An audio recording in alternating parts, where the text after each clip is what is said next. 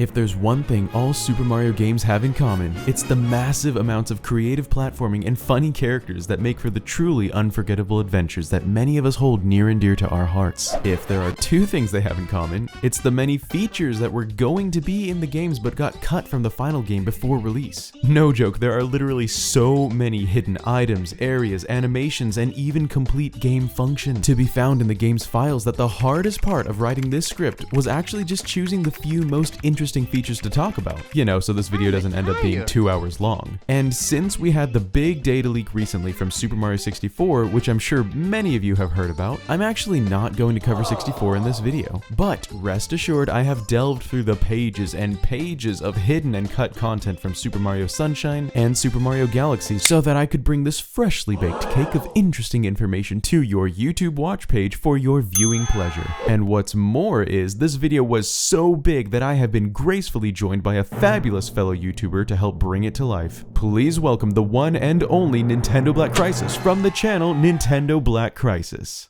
Well, since we have two games to cover in this one, let's start off with the newer one, Super Mario Galaxy. As many of you will recall, the game takes the classic Super Mario platforming experience and throws it to infinity and beyond.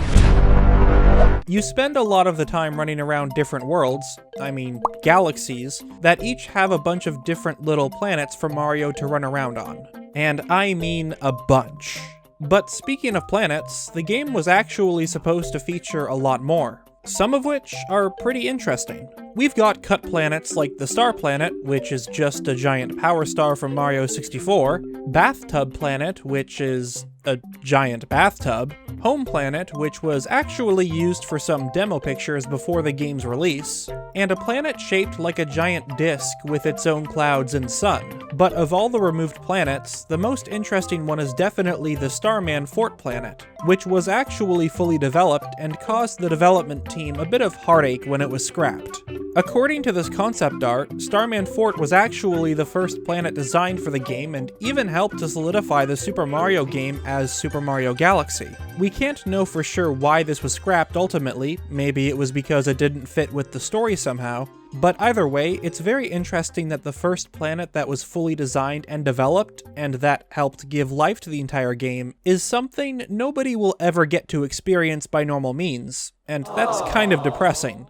Well, how about we look at some removed models and animations to lighten things up. As is commonly found in the game files of games that were developed by teams who developed multiple games, there are actually models embedded in Galaxy from the team's previous projects, like this boat from Super Mario Sunshine, or some enemies from Donkey Kong Jungle Beat. No joke. Although these models were most likely never actually intended to be in the game and were probably added in just for some testing early on in development. But some enemy models definitely were, like these bullies from Mario 64 that were fully modeled and textured and even animated. There's also this strange little enemy called a Kinopi, which is a play on Toad's Japanese name Kinopio, and you can see why. It's got this strange drawn-on looking face and apparently was animated to hop around and harm Mario if he touched it. And to be honest with you, I'm not sure whether to be terrified of the thing or to find it strangely adorable. But speaking of animations, Mario himself actually has an entire set of animations cut from the game. And wouldn't you know it, they're all related to playing tennis. Yeah,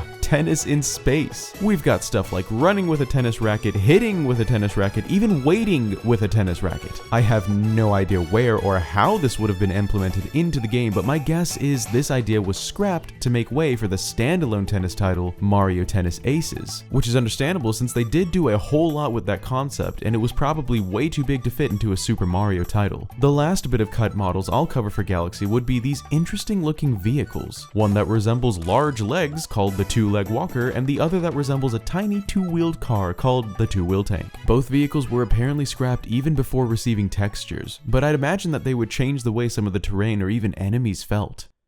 Let's move on to Super Mario Sunshine, which has even more cut content than Galaxy did. Since the release of Super Mario 3D All-Stars, no doubt many of you have heard the really choppy voice editing that happens when Mario picks up FLUDD for the first time. I mean, even though it's understandable since it would have probably been a huge hassle to get the voice actress, Kit Harris, back for the re-release of the game just to record those few lines, it's still kind of jarring to listen to since FLUDD now tells you to press the button over and over.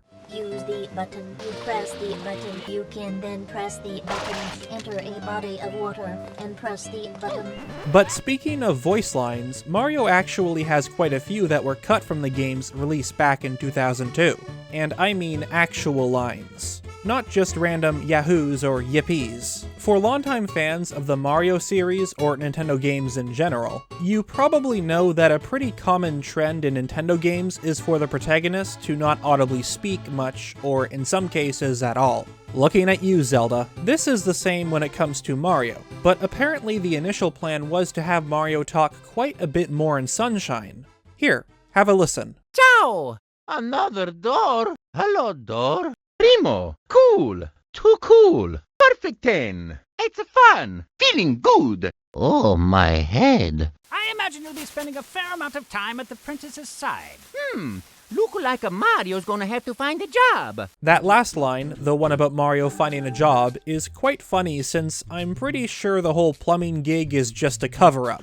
He's clearly a professional mustache grower, but the self-referential humor is only present in the Japanese version of the game even though it was recorded in English. Definitely doesn't make sense as to why it was removed for the international versions, but who knows? Maybe the developers figured Mario shouldn't be heard talking about getting a job because then we would get jobs and stop playing Mario games as much. But enough about Mario's voice lines, let's talk about removed objects and models. There's an unused enemy called the Hinokuri, which literally translates to fire chestnut, hence its fiery chestnut-like appearance. This enemy can be seen in the Space World 2001 trailer for Sunshine, but was cut by the time the game actually released, though its files still can be found. There's also a removed nozzle for Flood that was never actually modeled, but had its mechanics built into the empty game object that was apparently going to be a sniper nozzle. The sniper was going to be able to shoot water at 100 times the power of the regular nozzle after a charge-up period,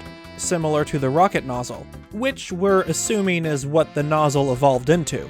Not that I was able to use any of those for my Sunshine Challenge video. There are also some removed areas for the game and a giant cut mechanic that I have no clue how it would have been used had it not gotten cut from the final release, but let's start with the areas. I'm sure many of you are all too familiar with the trend of placing a giant eel in a Super Mario water level, and in Sunshine, not only do we have to descend deep under the water triggering everyone's thalassophobia into some ancient submerged ruins, but we do so to fight a giant eel, or rather to brush its teeth. Lots of fans have very vivid memories of this boss fight, but there's actually a detail regarding the eel that implies that there may have been another mechanic to this fight. You see, the eel's throat and stomach are not only modeled, but fully textured as well, meaning the eel was probably initially meant to, swallow you whole. For those of you who have played The Legend of Zelda: Ocarina of Time, being swallowed by sea creatures is apparently a trend with Nintendo games. But enough about Jonah and the giant eel. Delving once again into the cut content from Sunshine, there are several references and commands and even camera behaviors that allude to the inclusion of multiplayer in the game. Yeah, multiplayer. And what's even more crazy is it apparently wasn't going to be the kind of multiplayer that we see in Odyssey, where another player can control the gadget feature while the first player controls Mario. As far as I can tell, the second player was actually going to control Shadow Mario. This functionality was probably scrapped early on since trying to access it makes the camera super glitchy, but my guess is that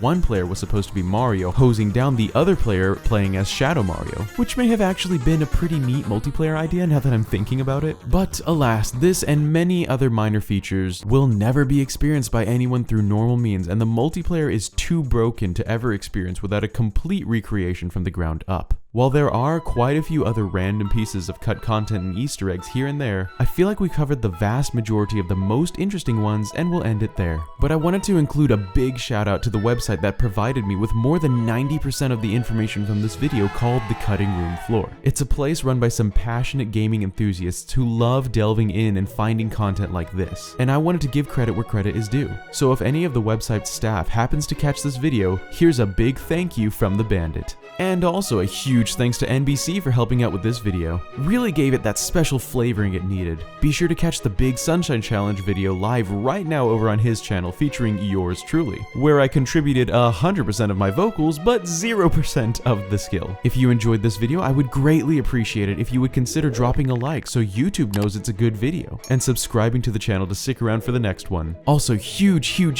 thanks to all of my supporters who help make every video come to life in ways you can't even imagine. If you're interested in joining the ranks of my elite and getting some pretty awesome perks along the way, click that join button below or follow the links in the description to find out how. Also down there are links to my social media pages, so come hang out over there. That's all I've got for this one, so as always, I hope you have a wonderful rest of your day. This is MaskedNintendoBandit signing out. Peace!